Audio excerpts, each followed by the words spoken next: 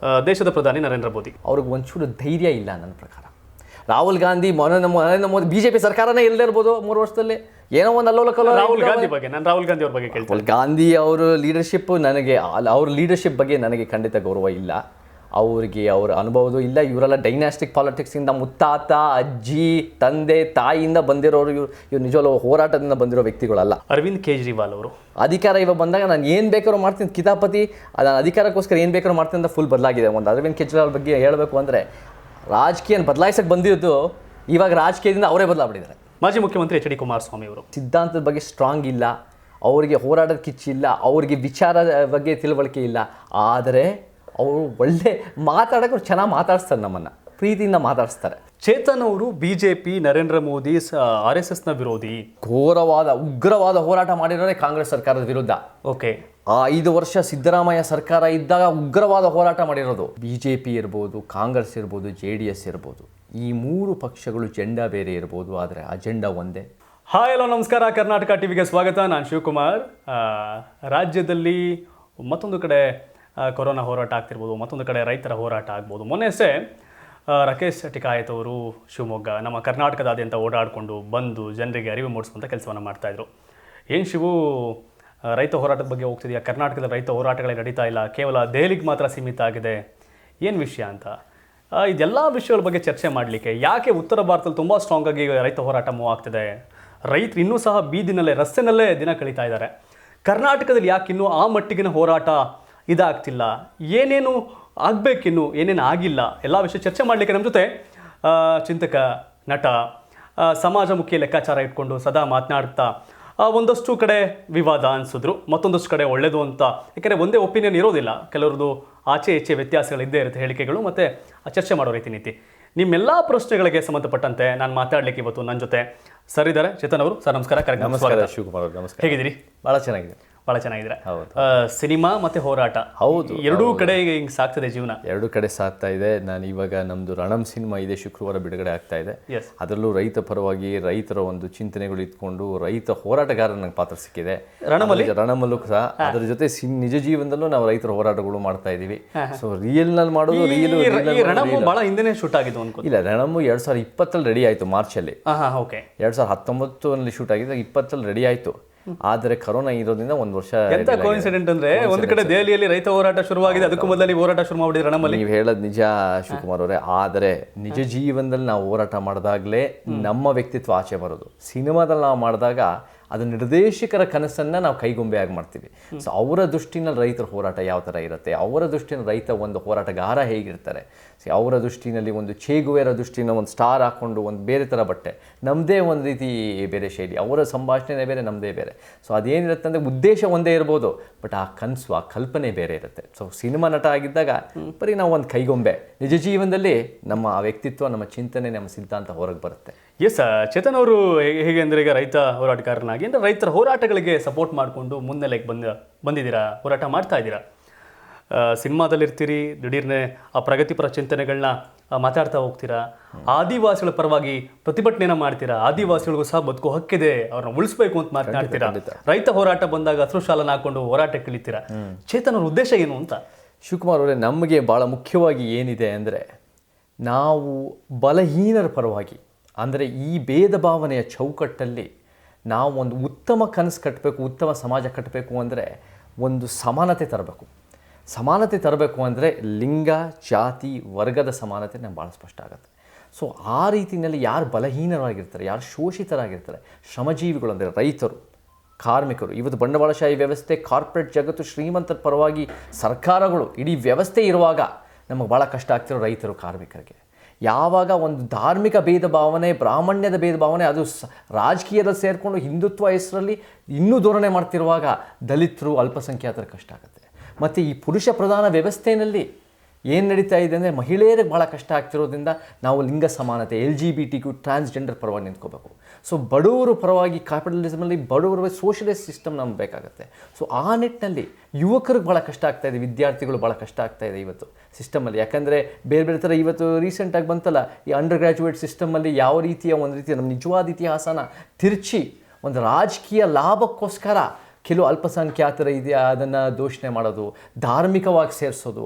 ನಮಗೆ ಒಂದು ರೀತಿ ನಮ್ಮ ಸಿದ್ಧಾಂತ ಹೆಂಗಿರಬೇಕು ಅಂದರೆ ಒಂದು ಅಬ್ಜೆಕ್ಟಿವ್ ಆಗಿ ಒಂದು ಫ್ಯಾಕ್ಟ್ಸ್ ಇಟ್ಕೊಳ್ಳಿ, ಎಂಪಿರಿಕಲ್ ಎವಿಡೆನ್ಸ್ ಇಟ್ಕೊಂಡು ಅದು ಅಧ್ಯಯನ ಮಾಡಿ ತೋರಿಸ್ಬೇಕು ಹೊರತು ನಮ್ಗೆ ಯಾವುದೇ ಒಂದು ರಾಜಕೀಯ ಸಿದ್ಧಾಂತ ನಮಗೆ ಬರೋದು ಅದು ಭಾಳ ತಪ್ಪು.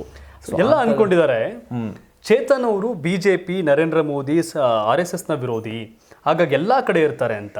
ಸೊ ಆದಿವಾಸಿಗಳ ಹೋರಾಟದಲ್ಲಿ ಅದೇ BJP ಅಗೇನೆಸ್ಟ್ ಅಂತ ಏನಾರ ಆಯ್ತಾ, ಅದು ಉದ್ದೇಶ ಏನು ಅಂತ ಆದಿವಾಸಿಗಳು? ಯಾಕಂದರೆ ಒಂದಿನ್ನೂ ಕ್ಲಾರಿಟಿ ಬಂದಿಲ್ಲ ಜನ. ನೋಡಿ ಶಿವಕುಮಾರ್ ಅವರೇ, ನಾವು ಸ್ಪಷ್ಟವಾಗಿ ನಾನು ಇವಾಗ ತಾನೇ ಒಂದು ಭಾಷಣದಲ್ಲಿ ಹೇಳಿದ್ದೀನಿ, ನಮಗೆ ಅದು BJP ಇರ್ಬೋದು, ಕಾಂಗ್ರೆಸ್ ಇರ್ಬೋದು, JDS ಇರ್ಬೋದು, ಈ ಮೂರು ಪಕ್ಷಗಳು ಜೆಂಡಾ ಬೇರೆ ಇರ್ಬೋದು, ಆದರೆ ಅಜೆಂಡಾ ಒಂದೇ. ಅದು ಭೇದ ಭಾವನೆ ತರದು. ಈಗ ಒಂದು ಸ್ಪಷ್ಟನೆ ಕೊಡ್ಲಿಕ್ಕೆ ಇಷ್ಟಪಡ್ತೀರಾ? ನನ್ನ ಹೋರಾಟ ಬಲಹೀನರ ಪರವಾಗಿ. ಹೌದು, ಬಲಹೀನರ ಪರವಾಗಿ, ಈ ಅನ್ಯಾಯದ ವ್ಯವಸ್ಥೆದ ವಿರುದ್ಧ. ಅದನ್ನ ಈ ಅನ್ಯಾಯದ ವ್ಯವಸ್ಥೆನ ಯಾರು ಒಂದು ರೀತಿ ಅವರ ಸ್ವಾರ್ಥಕ್ಕೋಸ್ಕರ ಅಧಿಕಾರದಲ್ಲಿರೋರು ಆಗಿರ್ಬೋದು, ಶ್ರೀಮಂತರಾಗಿರ್ಬೋದು, ಒಂದು ರೀತಿ ಸವಲತ್ತಿರೋರಾಗಿ ಅವ್ರ ಪರವಾಗಿ ನಿಂತ್ಕೊಳ್ತಾರೋ ನಾವು ಅದನ್ನ ಭೇದ. ಈ ಮೂಲಕ ಎಲ್ರಿಗೂ ಒಂದು ಕಲ್ಪನೆ ಇತ್ತು, ಚೇತನ್ ಅವರು ಎಗೇನೆಸ್ಟ್ BJP, ಕಾಂಗ್ರೆಸ್ ಪರ, JDS ಪರ ಅಂತ. ನಾಳೆ ದಿನ ಕಾಂಗ್ರೆಸ್ ಅವರು ಈ ಕೆಲಸ ಮಾಡಿದ್ರು, JDS ಅವರು ಈ ಕೆಲಸ ಮಾಡಿದ್ರು, ಆ ಸರ್ಕಾರಗಳಿಗೆ ಕೆಲಸ ಮಾಡಿದ್ರು. ನಾಳೆ ದಿನ ಅಷ್ಟೆಲ್ಲ ಶಿವಕುಮಾರ್ ಅವರೇ, ನಾವು ಉಗ್ರವಾದ ಹೋರಾಟ ಮಾಡಿರೋದೇ ಕಾಂಗ್ರೆಸ್ ಸರ್ಕಾರದ ವಿರುದ್ಧ.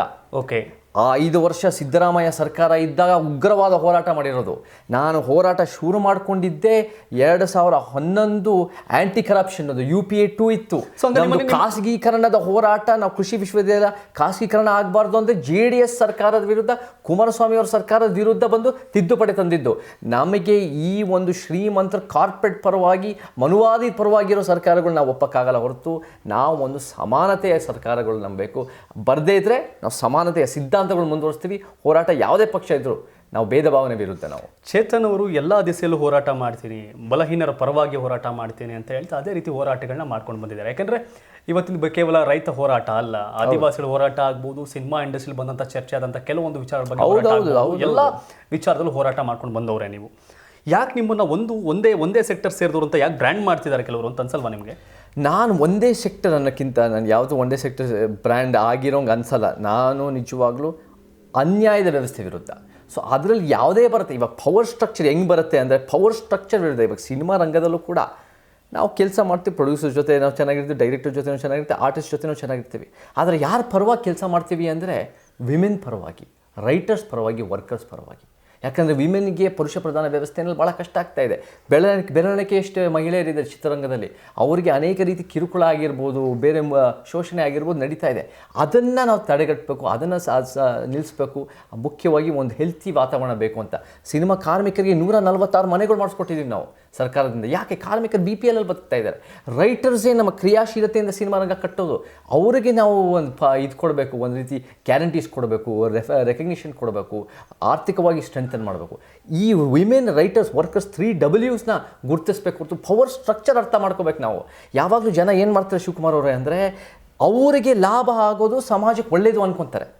ಅವರಿಗೆ ಹೆಸರಲ್ಲಿ ಲಾಭ ಆಗಿರ್ಬೋದು, ಅವ್ರಿಗೆ ದುಡ್ಡಲ್ಲಿ ಲಾಭ ಆಗಿರ್ಬೋದು, ಅವರಲ್ಲಿ ಬೇರೆ ಬೇರೆ ರೀತಿ, ಅದೆಲ್ಲ ಒಳ್ಳೆಯದು. ಶೋಷಿತರಿಗೆ ಲಾಭ ಆಗೋದು, ತಳ ಸಮುದಾಯಗಳಿಗೆ ಲಾಭ ಆಗೋದು, ಅನ್ಯಾಯ ವ್ಯವಸ್ಥೆ ಒಳಗೆ ಸಿಗಾಕೊಂಡಿರೋರಿಗೆ ಲಾಭ ಆಗೋದು ಸಮಾಜಕ್ಕೆ ಒಳ್ಳೆಯದು. ನನಗೆ ಲಾಭ ಆಗದೇ ಇದ್ರೂ ಪರವಾಗಿಲ್ಲ, ಬಲಹೀನರಿಗೂ ಲಾಭ ಆಗಬೇಕು. ಅದು ನಮ್ಮ ಹೋರಾಟದ ದಿಕ್ಕು. ಚೇತನ್ ಅವರು ಆ ದಿನಗಳ ಸಿನಿಮಾ ಮಾಡಿದಾಗ ಒಂದು ರೀತಿಯ ಎಷ್ಟೋ ಭಾಳಷ್ಟು ಲಕ್ಷಾಂತರ ಫಾಲೋವರ್ಸ್ಗಳು ಇದಾದರು. ಸಿನಿಮಾ ಜೊತೆಗೆ ಬರ್ತಾ ನಿಮ್ಮ ಹೋರಾಟಗಳನ್ನ ರೂಪಿಸ್ಕೊಂಡು ಹೋರಾಟಗಳಲ್ಲಿ ಭಾಗಿಯಾಗ್ತಾ ಬಂದ್ರಿ. ಆರಾಮಾಗಿ ಸಿನಿಮಾ ಮಾಡಿಕೊಂಡು ಅದ್ಭುತವಾಗಿ ಒಳ್ಳೊಳ್ಳೆ ಅವಕಾಶಗಳು ತೊಗೊಂಡು ಹೋಗ್ಬೋದಿತ್ತು. ಎಷ್ಟೋ ಅವಕಾಶಗಳನ್ನ ಮಿಸ್ ಮಾಡ್ಕೊಂಡಿರಿ ಇದರಿಂದ ಅಂತ. ಯಾಕೆ ಚೇತನ್ ಅವ್ರಿಗೆ ಸಮಾಜಮುಖಿ ಕಾರ್ಯಗಳನ್ನೇ ಮಾಡಬೇಕು ಅಂತ ಹೋಗ್ತಿದ್ದೀರಿ? ರಾಜಕಾರಣದ ಏನಾರು ಉದ್ದೇಶ ಏನಾರು ಇದೆಯಾ ಇದರಿಂದ ಅಂತ? ಶಿವಕುಮಾರ್ ಅವರ ಮೊದಲನೇದಾಗಿ ನಾನು 16 ವರ್ಷದ ಹಿಂದೆ ನಾನು ಅಮೇರಿಕ ಬಿಟ್ಟು ಕರ್ನಾಟಕಕ್ಕೆ ಬಂದೆ. ಅವಾಗ ನನಗೆ 22-23 ವರ್ಷ. ನಾನು ಬಂದಿದ್ದು ಉದ್ದೇಶನೇ ಕಲೆಯಿಂದ ಬದಲಾವಣೆ ಮಾಡಬೇಕು ಅಂತ. ರಂಗಭೂಮಿನಲ್ಲಿ ಮಾಡ್ತಾಯಿದ್ದೆ, ಹಳ್ಳಿನಲ್ಲಿ ನಾಟಕಗಳು ನಿರ್ದೇಶನ ಮಾಡ್ತಾಯಿದ್ದೆ, ಬೀದಿ ನಾಟಕ ಮಾಡ್ತಾಯಿದ್ದೆ. ಸಿನಿಮಾ ಸೇರ್ಕೊಂಡಿದ್ದ ಉದ್ದೇಶನೇ ಬದಲಾವಣೆ ನಾವು ಸಮಾಜಕ್ಕೆ ಮಾಡಬೇಕು ಅಂತ. ನಾನು ಸ್ಟಾರ್ ಆಗಬೇಕು, ನಾನು ದುಡ್ಡು ಮಾಡ್ಕೋಬೇಕು, ನನಗೆ ಹೆಸರು ಮಾಡಬೇಕು ಅಂತಲ್ಲ, ಬದಲಾವಣೆ ಹೆಂಗೆ ಮಾಡ್ಬೋದು. ನನಗೆ ಅದೃಷ್ಟ ಚೆನ್ನಾಗಿತ್ತು, ಆ ದಿನಗಳು ಚೆನ್ನಾಗಾಯಿತು, ಭಾಳ ಸಂತೋಷ. ಆದರೆ ನಾನು ಬೆಳಿಬೇಕು ಅಂತ ನನ್ನ ಉದ್ದೇಶ ಇಲ್ವಲ್ಲ, ನಮಗೆ ಉತ್ತಮ ಸಮಾಜ ಕಟ್ಟಬೇಕು ಅಂತ ಉದ್ದೇಶ. ಸೊ ಅದರಲ್ಲಿ ಪೊಲಿಟಿಕ್ಸ್ಗೆ ಸೇರಬೇಕು ಅಂತ ಏನಿಲ್ಲ. ಇವಾಗ ಪೊಲಿಟಿಕ್ಸ್ ಸೇರಬೇಕು, ರಾಜಕಾರಣದ ಯಾವುದೇ ಉದ್ದೇಶಗಳಿಲ್ಲ. ರಾಜಕೀಯ ನಮಗೆ ಬದಲಾವಣೆ ಮಾಡೋಕ್ಕೆ ಬೆಂಬಲ ಬೇಕು, ನಮಗೆ ಅಗತ್ಯ ಇದೆ, ಅದು ಒಂದಕ್ಕೊಂದು ನಂಟಿದೆ. ನೀವೇ ನೇರವಾದ ರಾಜಕಾರಣಕ್ಕೆ ಹೋಗೋದಿಲ್ಲ. ಆದರೆ ರಾಜಕೀಯ ಅನ್ನೋದು ಭಾಳ ಕರಪ್ಟೆಡ್ ಆಗ್ಬಿಟ್ಟಿದೆ ಶಿವಕುಮಾರ್ ಅವರೇ. ಭಾಳ ಒಂದು ರೀತಿ ದುಡ್ಡಲ್ಲಿ ಕರಪ್ಟ್, ಅಲ್ಲ, ನೀವು ಸೈದ್ಧಾಂತಿಕ ರಾಜಕಾರಣವಾಗಿ ಅನುಭವಿಸ್ಲಿಕ್ಕೂ ಕೂಡ ರೆಡಿ ಇಲ್ಲ, ಅದನ್ನ ದೂಷಣೆ ಮಾಡ್ತೀರಾ, ಬೇಡ ಅದೆಲ್ಲ ಕರೆಕ್ಟ್ ಆಗಿದೆ ಅಂತೀರಾ. ಸೊ ರಾಜಕೀಯದಲ್ಲೇ ಭ್ರಷ್ಟ ಆಗಿರ್ಬೇಕಾದ್ರೆ ಆ ವ್ಯವಸ್ಥೆಗೆ ಹೋಗಿ ನೀವು ಅದು ಬದಲಾವಣೆ ಮಾಡಬೇಕು, ನಿಲ್ಲಬೇಕು ಅನ್ನೋದು ಯಾವುದೇ ಆಲೋಚನೆ ಇಲ್ವಾ? ಆ ವ್ಯವಸ್ಥೆಯಿಂದ ನಾವು ನೀರಿನ ಮೇಲಿನ ಗುಳ್ಳೆ ಅನ್ನೋ ರೀತಿಯಲ್ಲಿ ಶಿವಕುಮಾರ್ ಅವರೇ ಆ ರಾಜಕೀಯಕ್ಕೆ ಇನ್ಫ್ಲೂಯೆನ್ಸ್ ಮಾಡ್ತಾ ಇರಬೇಕು, ರಾಜಕೀಯಕ್ಕೆ ಒಂಥರ ಪ್ರೆಷರ್ ಆಗ್ತಾ ಇರಬೇಕು. ನಾವು ದಿಗ್ಗಳ್ಳಿ ಹೋರಾಟದಲ್ಲಿ 528 ಮನೆಗಳು ಮಾಡಿಸ್ಕೊಟ್ವಿ. ಎಂಡೋಸಲ್ಫನ್ ಹೋರಾಟದಲ್ಲಿ 90 ಕೋಟಿ ಅಲ್ಲಿ ಸ್ಯಾಂಕ್ಷನ್ ಆಯಿತು ದುಡ್ಡು ಎಂಡೋಸಲ್ಫನ್ ಪೀಡಿತರಿಗೆ. ಮತ್ತು ಖಾಸಗೀಕರಣದ ಕೃಷಿ ವಿಶ್ವವಿದ್ಯಾಲಯ ಖಾಸಗೀಕರಣ ಆಗಬಾರ್ದು ಅಂತ ತಿದ್ದುಪಡಿ ಆಯಿತು. ಈ ಕಾಡುಗೊಳ್ಳರ ಪರವಾಗಾಯಿತು. ಅನೇಕ ಹೋರಾಟಗಳು ನಾವು ಗೆದ್ದಿದ್ದೀವಿ. ಆದರೆ ನಾವು ರಾಜಕೀಯ ವ್ಯವಸ್ಥೆ ಸೇರಿಕೊಂಡಿಲ್ಲ, ನಾವು ಕರಪ್ಟೆಡ್ ಆಗಿಲ್ಲ. ಅಲ್ಲೋದ್ರೆ ಏನಾಗಬೇಕು ಅಂದರೆ ದುಡ್ಡು ಮುಖ್ಯ ಆಗುತ್ತೆ. ಅಲ್ಲೋದ್ರೆ ನೀವು ಜನರಿಗೆ ಬೇರೆ ಬೇರೆದು ಕೊಡಬೇಕು, ನೀವು ಜನರನ್ನು ಓಲೈಸಬೇಕು. ಯಾಕಂದರೆ ನಿಮ್ಗೆ ಗೆಲ್ಲಬೇಕು ಅಧಿಕಾರ. ನಮಗೆ ಅಧಿಕಾರ ಬೇಕಾಗಿಲ್ಲ. ನಮಗೆ MD ನಂಜುಂಡಸ್ವಾಮಿ ಅವರು ಎಷ್ಟೋ ವರ್ಷ ಅವರು ಅದ್ಭುತವಾದ ಹೋರಾಟಗಾರ. ನಂಜುಂಡಸ್ವಾಮಿ ಅವರು ನೇರ ರಾಜಕಾರಣವನ್ನ ಸೇಮ್ MD ನಂಜುಂಡಸ್ವಾಮಿ ಅವರು ಏನು ವಿಚಾರಗಳನ್ನ ಮಂಡನೆ ಮಾಡ್ತಿದ್ರು ನೀವು ಅದನ್ನೇ ಹೇಳ್ತಾ ಬಂದಿದ್ದೀರಿ. ನೀವು ಹೋರಾಟ ಮಾಡಿ 100 ಜನ ಮನೆ ಕೊಡಿಸ್ಬೋದು, ನೀವೇ ಅಧಿಕಾರದಲ್ಲಿ 1000 ಜನ ಮನೆ ಕೊಡ್ಬೋದಲ್ಲ. ಯಾಕೆ ನೀವು MLA MP ಎಲೆಕ್ಷನ್ ನಿಲ್ಬಾರ್ದು? ಮೊದಲನೇದಾಗಿ ನಮ್ಮ ಸಿಸ್ಟಮ್ ಹಂಗೆ ವರ್ಕ್ ಆಗಲ್ಲ. ನಮ್ಮ ಸಿಸ್ಟಮಲ್ಲಿ ಒಬ್ಬ ಅಧಿಕಾರ ಗೆದ್ರೂ ಶಿವಕುಮಾರ್ ಅವರೇ, ನಿಮ್ಮ ಪಕ್ಷ ಅಧಿಕಾರದಲ್ಲಿ ಇಲ್ಲದೇ ಇದ್ದರೆ ನೀವೇನು ಬದಲಾವಣೆ ಮಾಡೋಕ್ಕಾಗಲ್ಲ. ಸೊ ನೀವು ಅವ್ರ ಜೊತೆ ನಿಮ್ಮ ಕಾನ್ಸ್ಟಿಟ್ಯೂನ್ಸಿನ ಡೆವಲಪ್ ಮಾಡ್ಬೋದು. ಕಾನ್ಸ್ಟಿಟ್ಯೂನ್ಸಿ ಡೆವಲಪ್ ಮಾಡಬೇಕು ಅಂದರೆ ಇವಾಗ 225 ನಾನು ಒಂದಾಗ್ತೀನಿ. ಇವಾಗ ನಾವು ರಾಜ್ಯ ಮಟ್ಟದ ಶಕ್ತಿ ಕಟ್ಬೋದಲ್ಲ. ಇವಾಗ ಎಲ್ಲ 225-30 ಜಿಲ್ಲೆಗಳಲ್ಲಿ ನಾವು ಕಟ್ಬೋದು ಪ್ರತಿಯೊಂದು. ಇವಾಗ ನಾನು ಒಂದು ಕ್ಷೇತ್ರಕ್ಕೆ, ಇವಾಗ ನಾನು ಅಮೆರಿಕಾದಿಂದ ಹುಟ್ಟು ಬೆಳೆದಿರೋದ್ರಿಂದ ಇಡೀ ಕರ್ನಾಟಕ ನಂದು. ಕನ್ನಡ ಎಲ್ಲಿ ಮಾತಾಡ್ತಾರೋ ಅದು ನಂದು. ನಾನೇನು ಮಂಡ್ಯದಲ್ಲಿ ಹುಟ್ಟು ಬೆಳೆದಿಲ್ಲ, ನಾನೇನು ಬಿಜಾಪುರಲ್ಲಿ ಹುಟ್ಟು ಬೆಳೆದಿಲ್ಲ. ಬಿಜಾಪುರ ನಂದೆ, ಮಂಡ್ಯನೂ ನಮ್ಮದೇ, ಕರ್ನಾಟಕದ ಮೂಲೆನೂ ನಮ್ಮದೇ. ಸೊ ಎಲ್ಲ ಕಡೆ ಅಭಿವೃದ್ಧಿ ಆಗಬೇಕು. ಕರ್ನಾಟಕದ ನೆರೆಯ ರಾಜ್ಯ ಕೇರಳದಲ್ಲಿ LDF ಲೆಫ್ಟ್ ಡೆಮೊಕ್ರೆಟಿಕ್ ಫ್ರಂಟ್ ಎಡಪಕ್ಷಗಳ ನೇತೃತ್ವದ ಸರ್ಕಾರ ಇದೆ. ಕೇರಳದಲ್ಲಿ ಸಾಧ್ಯ ಆಗೋದು ಕರ್ನಾಟಕದಲ್ಲಿ ಯಾಕೆ ಸಾಧ್ಯ ಆಗೋದಿಲ್ಲ? ಸಾಧ್ಯ ಇದೆ, ಆದರೆ ಅದು ಇವತ್ತು ನಾಳೆ ಅಂತ ನಾವು ನಿರೀಕ್ಷೆ ಮಾಡೋಕ್ಕಾಗಲ್ಲ. ನಾವು ದೆಹಲಿಯಲ್ಲಿ ಕೇಜ್ರಿವಾಲ್ ಮ್ಯಾಜಿಕ್ ಮಾಡ್ತಾರೆ, ವೈ ನಾಟ್ ಕರ್ನಾಟಕದಲ್ಲಿ ಯಾವುದು ಸಾಧ್ಯ? ಫಸ್ಟ್ ಆಫ್ ಆಲ್ ಡೆಲ್ಲಿ ಅನ್ನೋದು ಒಂದು ಸಿಟಿ ಪಾಲಿಟಿಕ್ಸೇ ಬೇರೆ. ಡೆಲ್ಲಿ ಅನ್ನೋದು ಎಷ್ಟು ಜನ? 1-2 ಕೋಟಿ ಜನ ಇದ್ದಾರೆ. ಅಲ್ಲಿ ಕರ್ನಾಟಕ 6.5 ಕೋಟಿ ಇದ್ದಾರೆ. ಡೆಲ್ಲಿ ಅನ್ನೋ ಒಂದು ಸಿಟಿ ವಾತಾವರಣ, ಅಲ್ಲಿರೋ ಪಾಲಿಟಿಕ್ಸೇ ಬೇರೆ. ಒಂದು ಎಜುಕೇಟೆಡ್ ಅಫಿಷಿಯಲ್ ಸೆಕ್ಟರ್ ಇರುತ್ತೆ. ಕರ್ನಾಟಕದ ಹಳ್ಳಿಗಳಿದೆ. ಕರ್ನಾಟಕ ಡೆಲ್ಲಿಗಿಂತ ಎಷ್ಟು ಪಟ್ಟು ದೊಡ್ಡದು. ಸೊ ಅಲ್ಲಿ ಬೇರೆ ಬೇರೆ ಒಂದು ರೀತಿ ವಾತಾವರಣಗಳಿರ್ತವೆ, ಬೇರೆ ಬೇರೆ ಸಂಸ್ಕೃತಿಗಳಿರ್ತವೆ, ಬೇರೆ ಬೇರೆ ಭಾಷೆ ಇರುತ್ತೆ, ಬೇರೆ ಬೇರೆ ಉದ್ದೇಶ ಇರುತ್ತೆ, ಬೇರೆ ಬೇರೆ ಕಷ್ಟಗಳಿರುತ್ತೆ. ಕರ್ನಾಟಕ ನಿಜ ಹೇಳಬೇಕು ಅಂದರೆ ಅತೀ ಒಂದು ರೀತಿ ಎಜುಕೇಷನಲ್ಲಿ ಮುಂದೆ ಬಂದಿರೋ ಕರಾವಳಿನೂ ಇದೆ. ಇಡೀ ದೇಶದಲ್ಲೇ ಹಿಂದುಳಿದ ರಾಯಚೂರು, ಕಲ್ಯಾಣ ಕರ್ನಾಟಕ, ಕೊಪ್ಪಳನೂ ಇದೆ. ಸೊ ಈ ಒಂದು ಭೇದ ಭಾವನೆಗಳು ಅರ್ಥ ಮಾಡ್ಕೊಂಡು ಇದು ರಾಜ್ಯ ಮಟ್ಟದಲ್ಲಿ ಕಟ್ಟಬೇಕು ಅಂದಾಗ ನಮಗೆ ಬೇರೆ ಥರ ವಿಷನ್ ಇರಬೇಕು ಹೊರತು ಈ ಡೆಲ್ಲಿ ರೀತಿಯಲ್ಲಿ ನಾವು ಸಿಟಿಗೆ ಬೆಂಗಳೂರಿಗೆ ಮಾತ್ರ ಮಾಡೋಕ್ಕಾಗಲ್ಲ. ಭಾಳ ಕಷ್ಟ ಆಗುತ್ತೆ. ನಾವು ಒಂದು ಪಾಯ ಕಟ್ಟಬೇಕು ಶಿವಕುಮಾರ್ ಅವರೇ, ಒಂದು ಪಾಯ ಕಟ್ಟಬೇಕು. ಅದನ್ನು ನಾಳೆ ದಿನ ಮುಂದುವರಿಸ್ಬೇಕು ಬೇರೆಯವರು ಕೂಡ. ಬಟ್ ನಾವು ಒಂದು ಪಾಯ ನಮಗೆ ಭಾಳ ಸ್ಫೂರ್ತಿಯಾಗಿರೋದು EV ರಾಮಸ್ವಾಮಿ ಪೆರಿಯಾರ್ ಅಂತ ಮಾಡಿದ್ದಾರೆ. ದ್ರಾವಿಡ ಕಳಗಂ ಅಂತ ಮಾಡಿದ್ರು. ಅವರು ಎಲೆಕ್ಷನ್ ನಿಂತ್ಕೊಂಡು DK ಮೂವ್ಮೆಂಟ್, ಜಸ್ಟಿಸ್ ಲೀಗಿಂದ ಬಂದು DK ಮೂವ್ಮೆಂಟ್, ಅವರು ಮಾತೃಭಾಷೆ ಕನ್ನಡನೇ. ಆದರೆ ಅವರು ಒಂದು ಸಮಾನತೆ, ನ್ಯಾಯ, ವೈಜ್ಞಾನಿಕತೆ ಪರವಾಗಿ ನಿಂತು ಕೆಲಸ ಮಾಡಿದ್ದಾರೆ ಪೆರಿಯಾರು. ಅವ್ರ ಪಕ್ಷಗಳೇ DMK, ಅವ್ರ ಪಕ್ಷದ ನಂತರನೇ ANDMK. ಇದೀ ಅವ್ರು DK ಮಾಡಿರೋದು ಇವತ್ತಿಗೂ ಅವ್ರು DMKನೇ ಬಹುಶಃ ಗೆಲ್ಲೋದು ತಮಿಳುನಾಡಿನಲ್ಲಿ.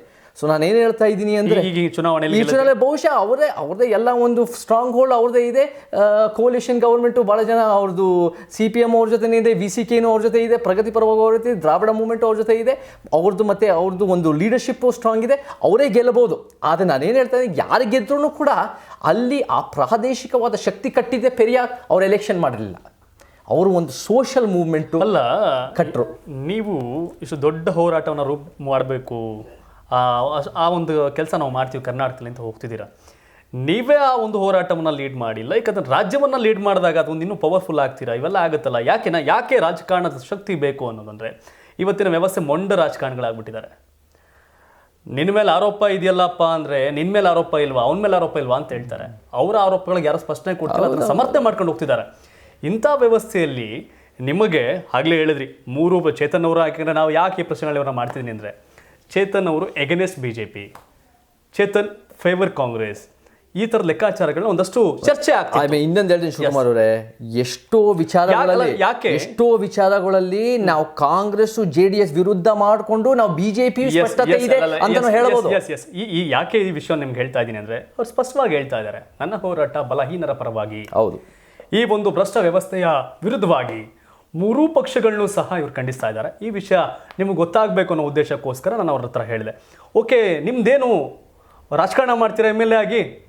ನಾನು MLA ಆಗಿ ರಾಜಕಾರಣ ಮಾಡಲ್ಲ. ನಾವೊಂದು ಸೋಷಿಯಲ್ ಮೂವ್ಮೆಂಟು, ಒಂದು ಸಂಘಟನಾ ರೀತಿಯಲ್ಲಿ ಅದಕ್ಕೆ ಶಕ್ತಿ ಇದೆಯಾ?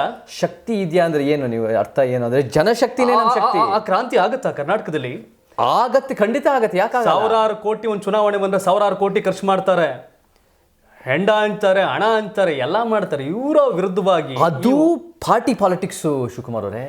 ನಾವು ಸಿದ್ಧಾಂತದ ಒಂದು ರೀತಿ ಸಾಮಾಜಿಕ ಬದಲಾವಣೆ. ಜನ ನಮ್ಮ ಜೊತೆ ಯಾಕೆ ನಿಲ್ತಾರೆ ಅಂದರೆ ನಾವು ಒಂದು ರೀತಿ ಕ್ರೆಡಿಬಿಲಿಟಿ ಇದೆ. ನಮಗೆ ಇದರಿಂದ ದುಡ್ಡು ಬೇಡ, ನಮ್ಮ ಇದರಿಂದ ಹೆಸರು ಬೇಡ, ನಮ್ಮ ಇದರಿಂದ ಅಧಿಕಾರ ಬೇಡ, ನಮಗೆ ಬೇಕಾಗಿರೋದು ಬದಲಾವಣೆ. ನಾವು ಬದಲಾವಣೆ ಬಯಸ್ತೀವಿ ಅಂದರೆ ಅವ್ರು ನಮ್ಮ ಜೊತೆ ಸೇರ್ಕೊಳ್ಳಿ, ಅವ್ರು ಯಾರಿಗಾರು ವೋಟ್ ಹಾಕ್ಕೊಳ್ಳಿ. ನಾವು ಒಂದು ಇಶ್ಯೂನಲ್ಲಿ ನಮ್ಮ ಜೊತೆ ನಿಂತ್ಕೊಳ್ಳಿ. ನಮ್ಮ ಜೊತೆ ನಾವು ರೈತರ ಪರವಾಗಿ, ಕಾರ್ಮಿಕರ ಪರವಾಗಿ, ಮಹಿಳೆಯರ ಪರವಾಗಿ, ದಲಿತ ಆದಿವಾಸಿ ಪರವಾಗಿ, ಬಡವರ ಪರವಾಗಿ ನಿಂತ್ಕೊಳ್ಳಿ ನಮ್ಮ ಜೊತೆ. ನಾವು ಆ ಯೋಜನೆ ತರೋಣ, ಆ ಯೋಜನೆ ಇದನ್ನು ಪುಷ್ ಮಾಡ್ಕೊಂಡು ತರೋಣ. ಯೋಜನೆ ತಂದರೆ ಬದಲಾವಣೆ ಆಗುತ್ತಲ್ಲ. ಅಫ್ಕೋರ್ಸ್ ನೀವು ಅಧಿಕಾರ ಹಿಡಿದು ನೀವು CM ಆಗಿದ್ರೆ ನೀವು ಭಾಳ ಪವರ್ ಇದೆ, PM ಆದರೆ ಇನ್ನೂ ಭಾಳ ಪವರು. ಬಟ್ ಅದರಲ್ಲಿ ಭಾಳ ಕಾಂಪ್ರಮೈಸ್ ಇರುತ್ತೆ, ಅದರಲ್ಲಿ ಭಾಳ ಸಿದ್ಧಾಂತ ಮಾಡ್ತಿಬಿಡ್ತದೆ. ಸಿದ್ಧಾಂತ ಸ್ಪಷ್ಟತೆ ಕರ್ನಾಟಕದಲ್ಲಿ ಒಬ್ಬ ವ್ಯಕ್ತಿ ತೋರಿಸಿ ರಾಜಕೀಯದಲ್ಲಿ ಅವ್ರ ಅಧಿಕಾರದ ಲಾಭಕ್ಕೋಸ್ಕರ ಏನಿರುತ್ತೋ ಅವ್ರು ತಿರುಗ್ತಾರೆ. ಅದಕ್ಕೆ ರಾಜಕಾರಣಿಗಳನ್ನ ನಂಬಲ್ಲ, ಹೋರಾಟಗಾರರ ನಂಬ್ತಾರೆ ಒಂದು ಮಟ್ಟಿಗೆ. ಇಲ್ಲಪ್ಪ ಈ ವ್ಯಕ್ತಿ ಪ್ರಾಮಾಣಿಕವಾಗಿ, ಹೋರಾಟಗಾರರಲ್ಲೂ ಸಮಸ್ಯೆ ಇರ್ಬೋದು ಕೆಲವರಲ್ಲಿ, ಆದರೆ ಹೋರಾಟದಲ್ಲಿ ಇರೋರನ್ನ ಜಾಸ್ತಿ ನಂಬ್ತಾರೆ. ಯಾಕಂದರೆ ಅವ್ರ ಸ್ವಾರ್ಥಕ್ಕೋಸ್ಕರ ಮಾಡಲ್ಲ, ಅಧಿಕಾರಕ್ಕೋಸ್ಕರ ಮಾಡಲ್ಲ, ಅವ್ರ ಜನನ್ನ ಒಂದು ರೀತಿ ಅವರ ಮೈಂಡನ್ನು ಮೆನಿಪ್ಯುಲೇಟ್ ಮಾಡೋಕ್ಕೋಸ್ಕರ ಮಾಡಲ್ಲ, ಉತ್ತಮ ಸಮಾಜಕ್ಕೋಸ್ಕರ ಮಾಡ್ತಾರೆ. ಅದಕ್ಕೆ ನಾವು ಹೋರಾಟನೇ ಮುಂದುವರಿಸ್ಬೇಕು. ಇನ್ನು ದೊಡ್ಡ ಶಕ್ತಿ ಮಾಡೋಣ, ಎಲ್ಲ 30 ಜಿಲ್ಲೆನಲ್ಲೂ ಮಾಡೋಣ. ಯಾಕೆ ಮಾಡೋಕ್ಕಾಗಲ್ಲ? ಇವಾಗ ನನಗೆ 38 ವರ್ಷ ಮಾಡೋಣ, ಸತತವಾಗಿ ಇನ್ನೂ 20, 30, 40 ವರ್ಷ. ನಾನು ಈ ಅಮೇರಿಕ ಬಿಟ್ಟು ಇಂಡಿಯಾಗೆ ಬಂದಿರೋದೇ ಅದೇ ಉದ್ದೇಶ. ಸಮಯ ಇದೆ, ಮಾಡೋಣ. ಎಸ್, ನಾನು ಚೇತನ್ ಅವರ ಮಾತುಕತೆ ಶುರು ಮಾಡಿದಾಗ ರೈತ ಹೋರಾಟದ ಬಗ್ಗೆ ಚರ್ಚೆ ಮಾಡ್ತಾ ಇದ್ದೆ. ಚೇತನ್ ಅವರ ರಾಜಕಾರಣದ ಲೆಕ್ಕಾಚಾರ ಏನು ಅಂತ ಕೇಳಬೇಕು, ನಿಮಗೆ ತಿಳಿಸ್ಬೇಕು ಅನ್ನೋದಾಗಿತ್ತು. ಇಷ್ಟೇ ನನಗೆ ಅರ್ಥ ಆಗಿದ್ದು, ನಿಮಗೂ ಕೂಡ ಅರ್ಥ ಆಗಿರುತ್ತೆ. ಚೇತನ್ ಅವರು ಯಾವುದೋ MLA MP ಆಗಿಬಿಟ್ಟು, ಯಾವುದೋ ಸಚಿವ ಆಗಿಬಿಟ್ಟು ನನ್ನ ಹೋರಾಟವನ್ನು ಮುಗಿಸ್ಬಿಟ್ಟು ಸುಮ್ಮನಾಗಬೇಕು ಅನ್ನೋ ವ್ಯಕ್ತಿತ್ವ ಅಲ್ಲ ಅನ್ನೋದು ನನಗೆ ಗೊತ್ತಾಗ್ತಿದೆ, ನಿಮಗೂ ಗೊತ್ತಾಗ್ತಿದೆ ಅಂತ ಭಾವಿಸ್ತೇನೆ. ಯಾವುದೇ ಹೋರಾಟ ಅಂತಂದರೆ ಚೇತನ್ ಅವರು ಏನೇ ಹೇಳ್ಬೋದು, ಚೇತನ್ ಅವ್ರಲ್ಲ ಆ ಉದ್ದೇಶ ಇಲ್ಲದೆ ಇರ್ಬೋದು. ಬಟ್ ಬಹುತೇಕ ಹೋರಾಟಗಾರರು ಹೋರಾಟವನ್ನು ಶುರು ಮಾಡೋದು, ಇವತ್ತು ಹೋರಾಟ ಮಾಡ್ತವ್ರೆ ಅಂದರೆ ಅಲ್ಲೇ ಅದರ ನೆಕ್ಸ್ಟು MLA ಎಲೆಕ್ಷನ್ ನಿಂತು ಯಾವುದೋ ಒಂದು ಪಾರ್ಟಿಯಿಂದ MLA ಆಗಿಬಿಡ್ತಾರೆ. ಆ ಹೋರಾಟ ಅಲ್ಲಿಗೆ ಅಳ್ಳಾಡಿತಾ ಇದೆ. ಬಟ್ ಇವರು ನಾನು ಇನ್ನೂ 30-40 ವರ್ಷ ಹೋರಾಟ ಮಾಡುವಂಥ ಶಕ್ತಿ ಇದೆ. ಅಮೇರಿಕಾದಿಂದ 22 ವರ್ಷಕ್ಕೆ ನಾನು ಕರ್ನಾಟಕಕ್ಕೆ ಬಂದಿದ್ದೆ ಅದೇ ಉದ್ದೇಶಕ್ಕೆ. ನಾನು ಹೋರಾಟವನ್ನು ಮಾಡ್ತೀನಿ, ಬದಲಾವಣೆನ ತರ್ತೀನಿ, ರಾಜಕಾರಣದ ತೀಟೆ ತೆವಲೊಳಗೆ ಬಲೆ ಆಗುವಂಥ ಮನುಷ್ಯ ನಾನಲ್ಲ ಅಂತ ಅವರ ಮಾತುಗಳು ನಮ್ಗೆ ಗೊತ್ತಾಗ್ತಿದೆ. ಈಗ ನಿಮಗೆಲ್ಲ ಅರ್ಥ ಆಗಿರುತ್ತೆ, ಚೇತನ್ ಅವ್ರಿಗೆ ಯಾವುದೇ ರೀತಿಯ ರಾಜಕೀಯ ಲಾಭ ಪಡ್ಕೊಳ್ಳೋ ಇಚ್ಛಾಶಕ್ತಿ ಇಲ್ಲ, ಯಾವುದೋ ಪಾರ್ಟಿ ಫೇವರಾಗಿ ನಿಂತ್ಕೊಳ್ಳೋ ಅವಶ್ಯಕತೆ ಇಲ್ಲ, ಅದರ ದರ್ದು ನನಗಿಲ್ಲ ಅಂತ ಅವ್ರು ಹೇಳ್ತಾ ಇದ್ದಾರೆ. ಚೇತನ್ ಅವ್ರ ಉದ್ದೇಶಗಳು ಆಗಲೇ ಹೇಳಿದ್ವಿ, ಆದಿವಾಸಿಗಳ ಪರವಾಗಿ ಹೋರಾಟ ಮಾಡ್ತಾರೆ, ಕೊಡಗುಗೆ ಹೋಗಿ ಸಿನಿಮಾ ಇಂಡಸ್ಟ್ರಿ ಯಾವುದೋ ಒಂದು ವಿಚಾರ ತಗೊಂಡು ಹೋರಾಟ ಮಾಡ್ತಾರೆ. ಸಿನಿಮಾ ಇಂಡಸ್ಟ್ರಿ ಯಾರೋ ರೈಟರ್ಗಳು ಒಂದಷ್ಟು ಜನಕ್ಕೆ BPL ಕಾರ್ಡ್ ಇರೋ ಮನೆಗಳು ಕೊಡಿಸ್ತಾರೆ. ಇವೆಲ್ಲ ಮಾಡ್ತಿದ್ದೀನಿ, ಇದರಲ್ಲಿ ನಮಗೆ ತೃಪ್ತಿ ಇದೆ. ರಾಜ್ಯವ್ಯಾಪಿ ಬಹುದೊಡ್ಡ ಹೋರಾಟ ಆಗುತ್ತೆ, ಅದರ ಬಗ್ಗೆ ಭರವಸೆ ಇದೆ ಅಂತ ಹೇಳ್ತಾ ಇದ್ದಾರೆ. ಬಟ್ ರಾಜಕಾರಣ ಅಂದಾಗ ರಾಜಕಾರಣದಿಂದ ದೂರ ಇರಬೇಕು ಅನ್ನೋ ಮಾತನ್ನು ಕೂಡ ಹೇಳ್ತಾ ಇದ್ದಾರೆ. ಬಹುತೇಕ ಜನರು ಅಂದ್ಕೊಂಡಿದ್ದೀರಾ ಚೇತನ್ ಅವರು ರಾಜಕಾರಣದ ಲೆಕ್ಕಾಚಾರದಲ್ಲಿದ್ದಾರೆ ಅಂತ. ಬಟ್ ಇವತ್ತು ನಿಮ್ಗೊಂದು ಸ್ಪಷ್ಟತೆ ಸಿಕ್ಕಿದೆ ಅನ್ಕೋತೀನಿ. ರಾಜಕಾರಣದ ಲೆಕ್ಕಾಚಾರದಲ್ಲಿ ಅವರಿಲ್ಲ, ಆದರೆ ಬದಲಾವಣೆಯನ್ನು ತರ್ತೀನಿ ಅನ್ನೋ ಭರವಸೆಯಲ್ಲಿ ಅವರಿದ್ದಾರೆ ಅನ್ನೋದು ನನಗೆ ಅರಿವಿಗೆ ಬಂತು. ಸರ್, ಯಾಕಂದರೆ ದೀರ್ಘಕಾಲದ ಹೋರಾಟ ದೇಶಾದ್ಯಂತ ನಡೀತಾ ಇದೆ. ಉತ್ತರ ಭಾರತದಲ್ಲಿ ರೈತರು ಇನ್ನೂ ಬೀದಿಲೇ ಬಿದ್ದಿದ್ದಾರೆ, ಹೋರಾಟ ಮಾಡ್ತವ್ರೆ. ಯಾಕೆ ಆ ಥರದ ಹೋರಾಟ ದಕ್ಷಿಣ ಭಾರತದಲ್ಲಿ ಆಗ್ತಿಲ್ಲ? ಜನಗಳಿಗೆ ಇದ್ರ ಬಗ್ಗೆ ಏನು ಅರ್ಥ ಆಗಿಲ್ವಾ? ಹಾಗೇನೆ ಈ ಒಂದು ಮಸೂದೆ ಸಂಬಂಧಪಟ್ಟಂತೆ ಏನೇನು ನೆಗೆಟಿವ್ಸ್ ಇದೆ, ಈಗ ಎರಡೂ ಕೂಡ ಇರುತ್ತೆ ಒಂದೊಂದಾಗ. ಈ ಮೊದಲನೇದಾಗಿ ಇದರಲ್ಲಿರ್ತಕ್ಕಂಥ ನೆಗೆಟಿವ್ ಅಂಶಗಳೇನು, ಜನಗಳಿಗೆ ಏನು ಇನ್ನೂ ಅರ್ಥ ಆಗಿಲ್ಲ, ಏನು ಹೇಳಬೇಕು ಅಂತ ಬಯಸ್ತೀರಾ ನೀವು? ಇವಾಗ ಮೊದಲನೇದಾಗಿ ಹೋರಾಟ ಅಂದಾಗ, ಕರ್ನಾಟಕದಲ್ಲಿ ಹೋರಾಟ ನಡೆದಾಗ ಕರ್ನಾಟಕದ ವ್ಯಕ್ತಿಗಳು, ಕರ್ನಾಟಕದ ರೈತರು, ರೈತ ಮುಖಂಡರು, ರೈತಾಪಿ ಜನ ಸೇರಿಕೊಂಡು ಹೋರಾಟ ಮಾಡ್ತೇವೆ ನಾವು ಬೆಂಗಳೂರಲ್ಲಿ. ಅದು ಒಂದು ರಾಜ್ಯ ಮಟ್ಟದಲ್ಲಿ. ಕೇಂದ್ರ ಮಟ್ಟದಲ್ಲಿ ಹೋರಾಟ ಕೇಂದ್ರ ಪಾಲಿಸೀಸ್ ಆದಾಗ ಡೆಲ್ಲಿ ಸುತ್ತಮುತ್ತ ಇರೋರಿಗೆ ಜಾಸ್ತಿ ಪವರ್ ಇರುತ್ತೆ. ಯಾಕೆಂದರೆ ನಾವು ಕರ್ನಾಟಕದಿಂದ ಹೋಗಿ ಅಲ್ಲಿ ಹೋರಾಟ ಮಾಡೋದು ಭಾಳ ಕಷ್ಟ ಆಗುತ್ತೆ. ಹೌದು, ಮಹದಾಯಿ ವಿಚಾರದಲ್ಲಿ, ಈ ವಿಚಾರದಲ್ಲಿ ನಾವು ಅದಕ್ಕೆ ಅನೇಕರು ಹೋಗಿದ್ದಾರೆ, ಬಂದಿದ್ದಾರೆ, ಎಷ್ಟು ವರ್ಷ ತೊಗೊಂತು. ಬಟ್ ಇವಾಗ ಎಲ್ಲ ರಾಷ್ಟ್ರ ಮಟ್ಟದಲ್ಲಾದಾಗ ಡೆಲ್ಲಿ, ಪಂಜಾಬ್ ಸುತ್ತಮುತ್ತ ಇರೋ ರೈತರಿಗೆ ಜಾಸ್ತಿ ಪವರ್ ಇರುತ್ತೆ. ಯಾಕಂದರೆ ಅವ್ರು ಡೆಲ್ಲಿಗೆ ಹೋಗಿ ಇನ್ಫ್ಲುಯೆನ್ಸ್ ಮಾಡ್ಬೋದು, ಪವರ್ ಸ್ಟ್ರಕ್ಚರ್ ಹತ್ರ ಇನ್ಫ್ಲುಯೆನ್ಸ್ ಮಾಡ್ಬೋದು. ಸೊ ಅವ್ರ ಹತ್ರ ಜಾಸ್ತಿ ಪವರ್ ಇದೆ. ಬಟ್ ಇದು ಒಂದು ಡೆಲ್ಲಿ ಪಂಜಾಬ್ ಹೋರಾಟ ಅಲ್ಲ, ಇದು ಅವ್ರ ರೈತರಿಗೆ ಮಾತ್ರ ಅಲ್ಲ. ನಿನ್ನೆ ಮೊನ್ನೆ ಅನೇಕ ಡೆಲ್ಲಿ ನಾಯಕರು ಬಂದು ಕರ್ನಾಟಕದಲ್ಲೂ ಸಂಘಟನೆ ಮಾಡ್ತಾ ಇದ್ದಾರೆ. ಬೇರೆ ಹಾವೇರಿಗೂ ಹೋಗಿದ್ರು, ಶಿವಮೊಗ್ಗಕ್ಕೂ ಹೋಗಿದ್ರು, ಅನೇಕ ಕಡೆ ಹೋಗಿ ಸಂಘಟನೆ ಮಾಡ್ತಾ ಇದ್ದಾರೆ. ಆಮೇಲೆ ಬೇರೆ ಬೇರೆ ರಾಜ್ಯಕ್ಕೂ ಹೋಗ್ತಾ ಇದ್ದಾರೆ. ಇದು ಒಂದು ರಾಷ್ಟ್ರ ಮಟ್ಟದ ಒಂದು ರೈತ ಹೋರಾಟ. ಮತ್ತು ಇದು ಎರಡನೇ ಸ್ವತಂತ್ರದ ಹೋರಾಟ ಅಷ್ಟೇ ಅಲ್ಲದೆ ಇದು ಬಹುಶಃ ಅಂತಾರಾಷ್ಟ್ರೀಯ ಮಟ್ಟದಲ್ಲಿ ಇಡೀ ಮಾನವ ಕುಲದಲ್ಲಿ, ಯಾವುದಾದ್ರು ಒಂದು ದೊಡ್ಡ ಇತಿಹಾಸದಲ್ಲಿ ದೊಡ್ಡ ಹೋರಾಟ ಆಗಿದೆ ಅಂದರೆ ಶಿವಕುಮಾರ್ ಅವರೇ, ಅದು ನಮ್ಮ 2020-2021 ರೈತ ಚಳವಳಿ. ಇಷ್ಟು ದೊಡ್ಡ ಹೋರಾಟ ಯಾವತ್ತೂ ಮನುಷ್ಯ ಕುಲದಲ್ಲಿ ಇತಿಹಾಸದಲ್ಲೇ ಆಗಿಲ್ಲ ಅಂತ ನನ್ನ ಭಾವನೆ. ಅದು ಅಂಕಿಅಂಶಗಳು ಇಟ್ಕೊಂಡು ಹೇಳಿ, ಯಾಕಂದರೆ ಇಷ್ಟು ಜನ ನಿಂತ್ಕೊಂಡಿರೋದು. ಇವಾಗ ಏನಂದರೆ ಕಾರ್ಪೊರೇಟ್ ಸ್ಟ್ರಕ್ಚರ್ ಹೆಂಗಿದೆ ಅಂದರೆ, ಕಾರ್ಪೊರೇಟ್ನವ್ರಿಗೆ ಉದ್ದೇಶ ಇರೋದು ಒಂದೇ, ಪ್ರಾಫಿಟ್ಸು, ಆರ್ಥಿಕ ಲಾಭ, ದುಡ್ಡು ಮಾಡ್ಕೊಳ್ಳೋದು. ಅವ್ರ ಗುರಿ ಇರೋದಷ್ಟೇ. ಅವ್ರಿಗೇನು ರೈತರ ಭವಿಷ್ಯದ ಬಗ್ಗೆ ಕಾಳಜಿ ಇಲ್ಲ, ರೈತರ ಮಕ್ಕಳದ ಉದ್ಯೋಗ ಬಗ್ಗೆ ಕಾಳಜಿ ಇಲ್ಲ, ರೈತರ ಕಷ್ಟ ಆಗ್ತಾ ಇದೆ ಅನ್ನೋದು ಅವ್ರ ಕಾಳಜಿ ಇಲ್ಲ. ನಾವು ದುಡ್ಡು ಮಾಡ್ಕೋಬೇಕು.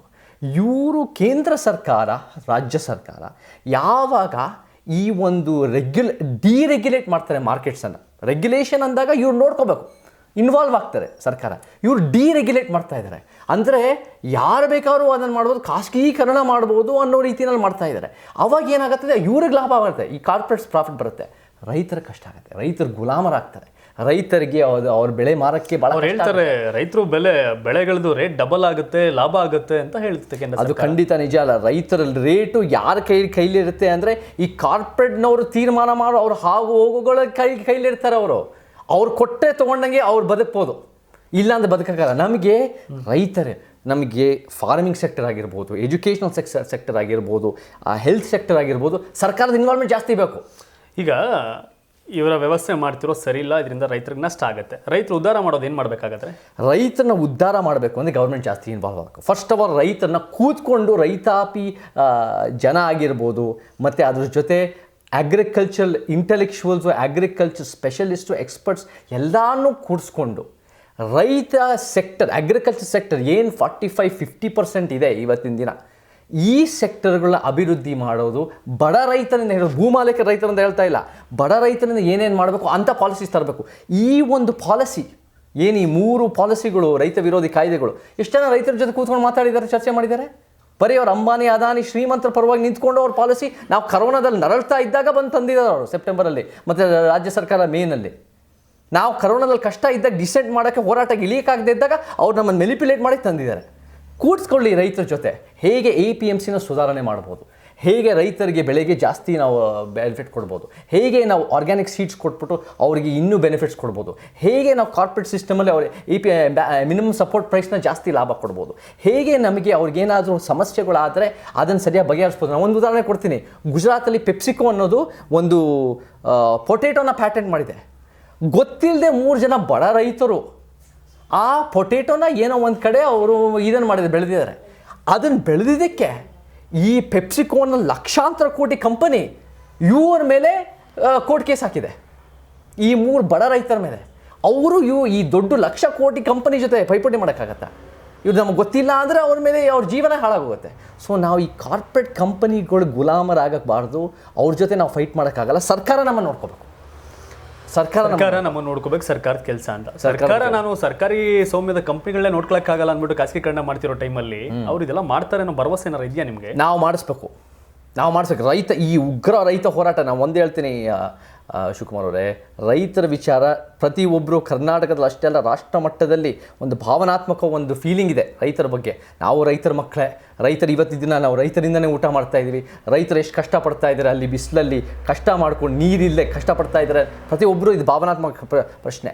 ಆ ಪ್ರಶ್ನೆ ಬಂದಾಗ ಈ ಒಂದು 6 ತಿಂಗಳಿಂದ ಹೋರಾಟ ಆಗ್ತಿರೋದು ಇಡೀ ಈ BJP, ಕಾಂಗ್ರೆಸ್, JDS ಪಕ್ಷಗಳ ಬಗ್ಗೆ ಯೋಚನೆನ ಖಂಡಿತ ಬದಲಾಗಿದೆ. ಇವಾಗ ಜನರಿಗೆ ಗೊತ್ತಾಗಿದೆ, ಇವರು ನಮ್ಮ ರೈತಾಪಿ ಜನರ ಪರವಾಗಲ್ಲ, ಇವರು ಸ್ವಾರ್ಥಕ್ಕೆ ಈ ಪಕ್ಷಗಳು ಅಂತ ಜನರಿಗೆ ಎಷ್ಟು ಅರಿವು ಆಗಿದೆ. ಸೊ ಇದರಿಂದ ನಿಜವಾದ ಸರ್ಕಾರನೂ ಬದಲಾಗದೆ ನಾವು ಮಾಡಿಸ್ತೀವಿ. ನೋಡಿ ಏನಂತಾರೆ ಇವರೆಲ್ಲ ರೈತ ನಾಯಕರು ಡೆಲ್ಲಿನಲ್ಲಿ, ಅದು ಕಾಯ್ದೆಗಳು ತೆಗೆಯತಕ್ಕ ನಾವು ಬಿಡಲ್ಲ. ಇವರು ಹೇಳಿದರು ಕೇಂದ್ರ ಸರ್ಕಾರ, ನಾವು 1.5 ವರ್ಷ ಅದನ್ನು ಮೊರಟೋರಿಯಂ ಹಾಕ್ತೀವಿ, ಆಮೇಲೆ ತೀರ್ಮಾನ ಮಾಡೋಣ. ಬೇಡ, ನೀವು ಅದನ್ನು 3 ಕಿತ್ತಾಕಿ, ಇಲ್ಲ ಅಂದರೆ ನಾವು ಹೋಗಲ್ಲ. ಏನು ಮಾಡಿದ್ದಾರೆ ಕೇಂದ್ರ ಸರ್ಕಾರ? ವಾಟರ್ ಕ್ಯಾನನ್ ಹಾಕಿದ್ದಾರೆ, ಟಿಯರ್ ಗ್ಯಾಸ್ ಹಾಕಿದ್ದಾರೆ. ರೈತರು ಬಾಬಾ ಸಾಹೇಬ್ ಅಂಬೇಡ್ಕರ್, ಮಹಾತ್ಮ ಗಾಂಧಿ ರೀತಿ ಹೋರಾಟ ಮಾಡ್ತಾ ಇದ್ದಾರೆ.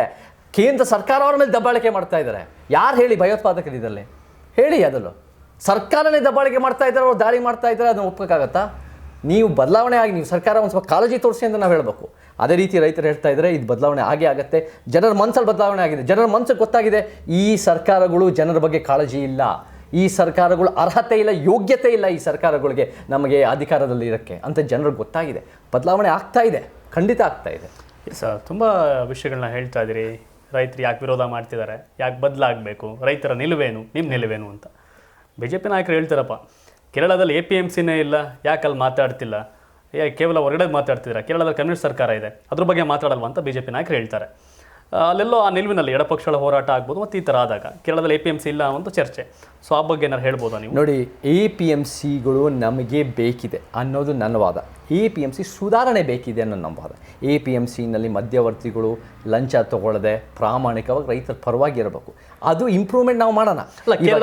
ಕೇರಳದಲ್ಲಿ APMC ಇಲ್ಲ ಅನ್ನೋದು ನನಗೆ ಗೊತ್ತಿಲ್ಲ. ಬಟ್ APMCನೇ ಬೇಕೇ ಬೇಕು ಅನ್ನೋದಕ್ಕಿಂತ ನಾವು APMC ಬಿಟ್ಟು ಸರ್ಕಾರ ಇನ್ನೂ ಇನ್ವಾಲ್ವ್ ಆಗುತ್ತೆ ಅಂದರೆ ಇನ್ನೂ ಒಳ್ಳೆಯದು, ಬೇರೆ ರೀತಿ. ಬಟ್ ಅದನ್ನು ಬಿಟ್ಟು ಈ ಖಾಸಗಿ ಕಂಪನಿಗಳಿಗೆ ಫುಲ್ಲು ಕೊಟ್ಬಿಟ್ಟು ಕೈ ತೊಳ್ಕೊಂಬಿಟ್ರೆ ನಾವು ಖಾಸಗಿ ಕಂಪನಿ ಗುಲಾಮರಾಗಬೇಕಾಗಿದೆ, ರೈತರಂತೂ ಖಾಸಗಿ ಕಂಪನಿ ಗುಲಾಮರಾಗಬೇಕಾಗತ್ತೆ. ಸೊ ನಾನು APMCನೇ ಮಾಡಬೇಕು ಅಂತ ಹೇಳ್ತಾ ಇಲ್ಲ, ಸರ್ಕಾರ ನಡೆಸಬೇಕು, ಸರ್ಕಾರ ಇನ್ವಾಲ್ವ್ ಬೇಕು, ರೆಗ್ಯುಲೇಟ್ ಮಾಡಬೇಕು ಮಾರ್ಕೆಟ್ಸು. APMCನೂ ಇಂಪ್ರೂವ್ ಮಾಡಲಿ, ಪ್ರತಿಯೊಂದು ಇಂಪಾರ್ಟೆಂಟ್. ನಾನು ಹೇಳಿದ BJP ಸರ್ಕಾರ ವಿರುದ್ಧ ಅಷ್ಟೇ ಅಲ್ಲ ಅಂತ ಹೇಳ್ತಾ ಇರೋದು. ಎಲ್ಲಿ ಗೊತ್ತಾ, 2019 ಮ್ಯಾನಿಫೆಸ್ಟೋನಲ್ಲಿ ಕಾಂಗ್ರೆಸ್ಸು APMCನ ತೆಗೆದಾಕಬೇಕು ಅಂತ ಹೇಳಿದರು.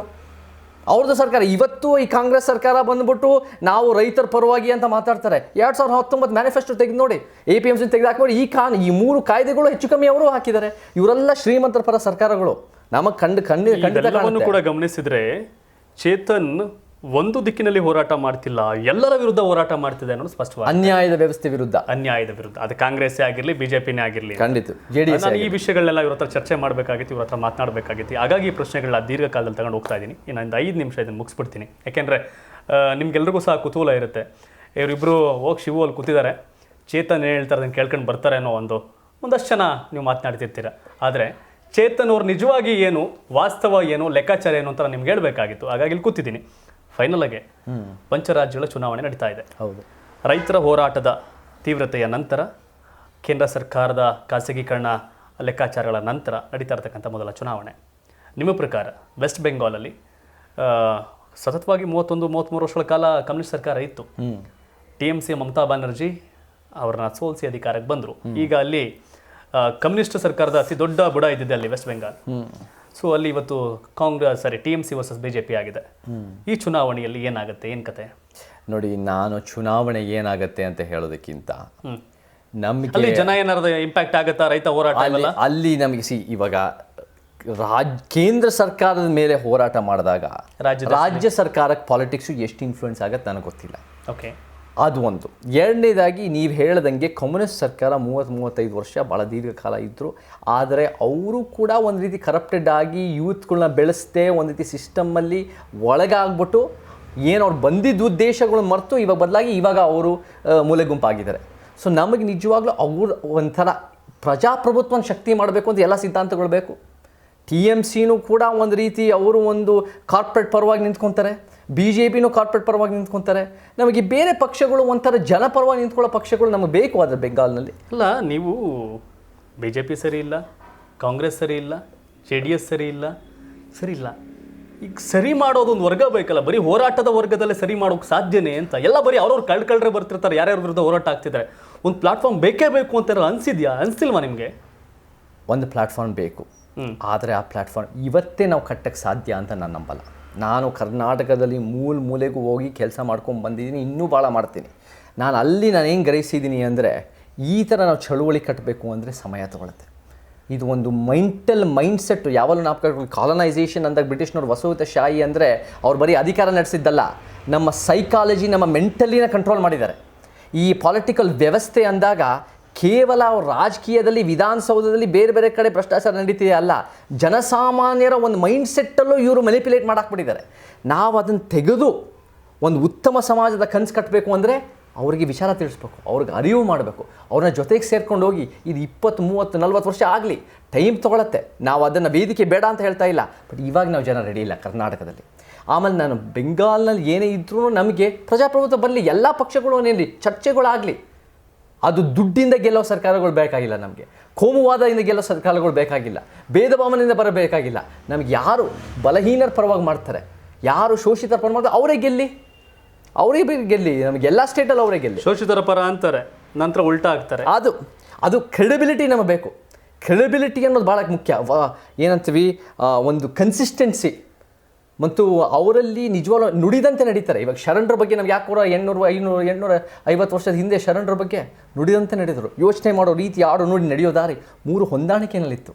ಇವತ್ತಿನ ರಾಜಕಾರಣಿಗಳು ಒಂದಿನ ಹಿಂಗೆ ಹೇಳ್ತಾರೆ, ಒಂದಿನ ಹಂಗೆ ಹೇಳ್ತಾರೆ. ಅದಕ್ಕೆ ರಾಜಕಾರಣಿಗಳು ನಂಬಲ್ಲ. ಸೊ ಸ್ಪಷ್ಟವಾಗಿರೋರು ಬೇಕು, ಅಂಥದ್ದು ಯಾವ ಜನಪರವಾಗಿರೋರು ಬೇಕು. ಈ ಪಕ್ಷ ಆ ಪಕ್ಷ ಇಲ್ಲ, ಯಾವುದೇ ಪಕ್ಷ ಬರಲಿ ಜನಪರವಾಗಿ ಕೆಲಸ ಮಾಡಲಿ. ಎಸ್, ಇದಿಷ್ಟು ಆಯಿತು. ಫೈನಲಿ ಫಟಾಫಟ್ ರೌಂಡು ಮುಗಿಸ್ತೀನಿ. ಒಂದು 4 ಜನ ವ್ಯಕ್ತಿಗಳ ಹೆಸರು ಹೇಳ್ತೀನಿ. ಅವರ ಪಾಸಿಟಿವ್ ಒಂದು ಅಂಶ, ನೆಗೆಟಿವ್ ಒಂದು ಅಂಶ. ಪಾಸಿಟಿವ್ ನೆಗೆಟಿವ್ ಎಂಥ ವ್ಯಕ್ತಿಗೆ ಇದ್ದೇ ಇರುತ್ತೆ, ಶತ್ರುನೇ ಆಗಲಿ ಮಿತ್ರ ಆಗಲಿ. ಮೊದಲನೇದಾಗಿ ದೇಶದ ಪ್ರಧಾನಿ Narendra Modi, positive and negative. Narendra ಮೋದಿಯವರು ಒಳ್ಳೆ, ಅವರಿಗೆ ಅಧಿಕಾರನ ಒಂದು ರೀತಿ CM ಆಗಿ 13 ವರ್ಷ ಇದ್ದಾರೆ. ಮೂಮೆಂಟಲ್ಲಿ ಮಾಡ್ಕೊಂಡು ಬಂದಿದ್ದಾರೆ. ಮತ್ತು ಇವಾಗೂ ಪ್ರಧಾನಿ ಮಂತ್ರಿ ಆಗಿದ್ದಾರೆ. ಸೊ ಅವರಿಗೆ ಒಳ್ಳೆ ಅನುಭವ ಇದೆ ಪೊಲಿಟಿಕಲಿ ಅಂತ ಹೇಳ್ಬೋದು. ಆದರೆ ಅವರ ವೀಕ್ನೆಸ್ ಏನಂದರೆ ಅವ್ರಿಗೆ ಒಂಚೂರು ಧೈರ್ಯ ಇಲ್ಲ ನನ್ನ ಪ್ರಕಾರ. ಒಂದ್ಸಲಿ ಇವಾಗ ನೀವು ನನ್ನ ಜೊತೆ ಕೂತ್ಕೊಂಡು ನಾವೇನು ಪ್ಲ್ಯಾನ್ ಮಾಡಿಲ್ಲ, ನೀವು ಯಾವ ಪ್ರಶ್ನೆ ಬೇಕಾದ್ರೂ ಕೇಳ್ಬೋದು, ನೀವು ಬಂದು ಕೂತಿದ್ದೀರ. ಅವ್ರು ಒಂದ್ಸಲಿ 6 ವರ್ಷದಲ್ಲಿ ಮೀಡಿಯಾ ಮುಂದೆ ನಿಂತ್ಕೊಳ್ಳಿ, ಅವ್ರಿಗೇನು ಧೈರ್ಯ ಇಲ್ವಾ? ಅವ್ರಿಗೇನು ತಿಳುವಳಿಕೆ ಇಲ್ಲ? ಅವ್ರ ಪಾಲಿಸೀಸ್ ಬಗ್ಗೆ ಅವ್ರ ಕಾನ್ಫಿಡೆನ್ಸ್ ಇಲ್ವಾ? ಮಾತಾಡಲಿ ಅವರು. ಏನು ಬರೀ ಭಾಷಣ ಕೊಟ್ಟರೆ ಯಾರೋ ಒಂದು ಪ್ಲಾನ್ ಮಾಡ್ಕೊಂಡು ಭಾಷಣ ಕೊಡೋದು ದೊಡ್ಡ ಸ್ಕೆ ಅಲ್ಲ. ಎಲ್ಲರನ್ನು ಜೊತೆಗೆ ತೊಗೊಂಡು ಹೋಗೋ ಯೋಚನೆ ಇರ್ಬೋದು. ಅಂದರೆ ನಾನೇ ಬರಬೇಕನ್ನೋಕ್ಕಿಂತ ಬೇರೆಯವರಿಂದ ಯೋಚನೆಗಳು ಕಲಿಯೋ ಒಂದು ಮನಸ್ಥಿತಿ ಇರ್ಬೋದು ವ್ಯಕ್ತಿನಲ್ಲಿ.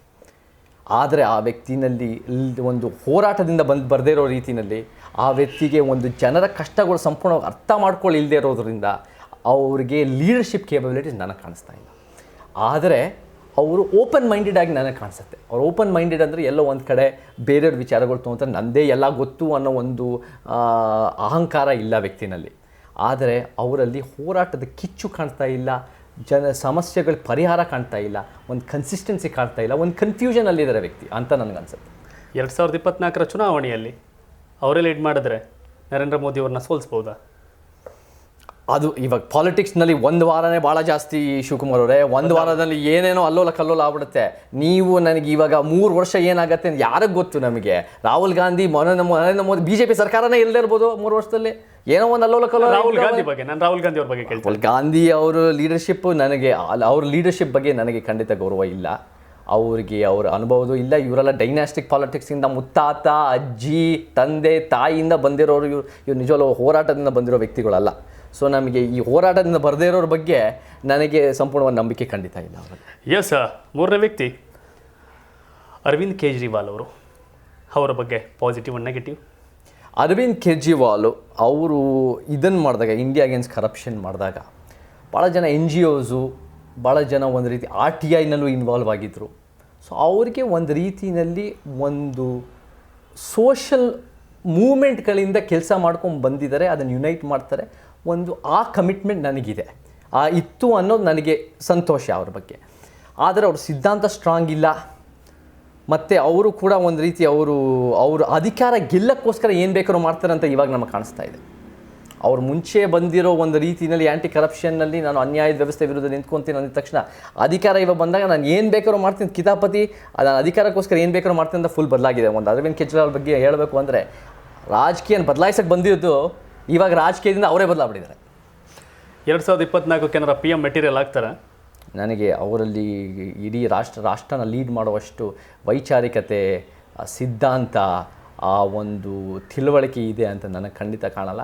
ಮತ್ತು ಅವರು ಒಂದು ರೀತಿ ಒಂದು ಸಿಟಿಗೆ ಲಾಯಕು, ಮತ್ತು ಆ ಸಿಟಿನಲ್ಲಿ ಏನೋ ಒಂದು ಸ್ವಲ್ಪ ಸಾಮಾಜಿಕವಾಗಿ ಮಾಡಿದ್ದಾರೆ ಅನಿಸುತ್ತೆ. ಆರೋಗ್ಯ, ಶಿಕ್ಷಣದ ವಿಚಾರದಲ್ಲಿ ಅದು ಖಂಡಿತ ಪಾಸಿಟಿವ್ ಅಂತ ಹೇಳ್ಬೋದು.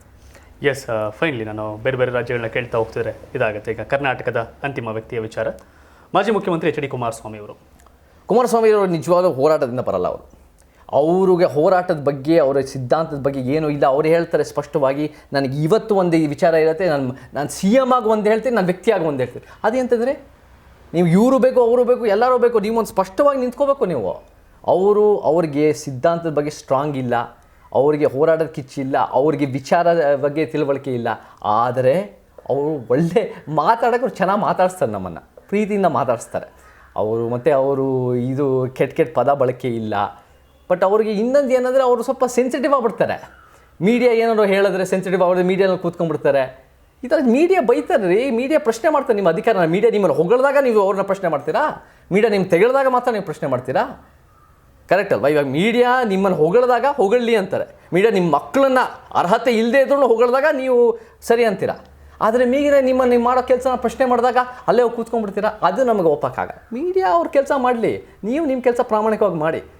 ಅದು ನಾವು ಅವ್ರಿಗೆ ಅಷ್ಟೊಂದು ಬದ್ಧವಾಗಿ ಸಿದ್ಧಾಂತ ಇಲ್ಲ, ಅವ್ರ ತಂದೆಯಷ್ಟು ಅವರಿಗೆ ಆ ಹೋರಾಟದ ಕಿಚ್ಚಿಲ್ಲ ಅಂತ ನನಗನ್ಸುತ್ತೆ.